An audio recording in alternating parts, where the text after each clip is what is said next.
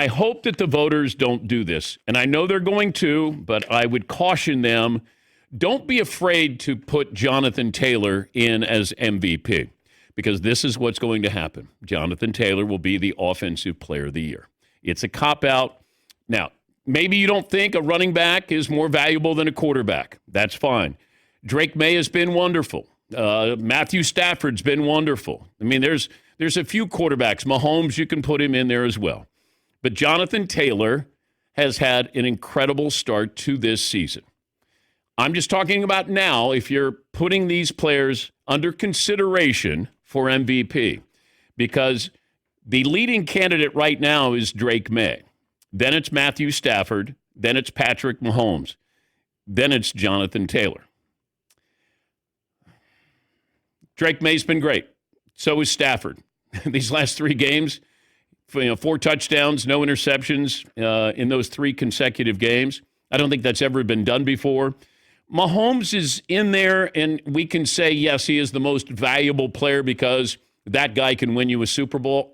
I understand that. I think you got to be careful with this, that it's just a quarterback award. It's like the Heisman. Jonathan Taylor, it's sort of like Jeremiah Love at Notre Dame. Love is incredible, but I don't think he's going to be in the conversation. Hopefully he gets invited to the Heisman ceremony.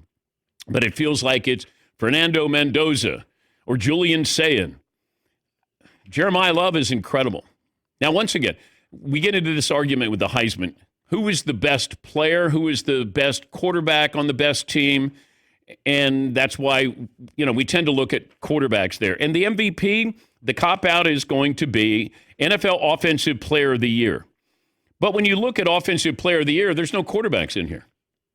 So they can be most valuable, but they can't be the best offensive player.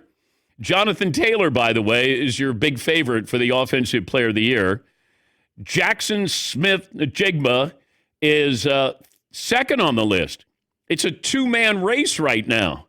Puka Nacua, Christian McCaffrey, and Jamar Chase. So none of these quarterbacks can be the Offensive Player of the Year. Yes, Marvin.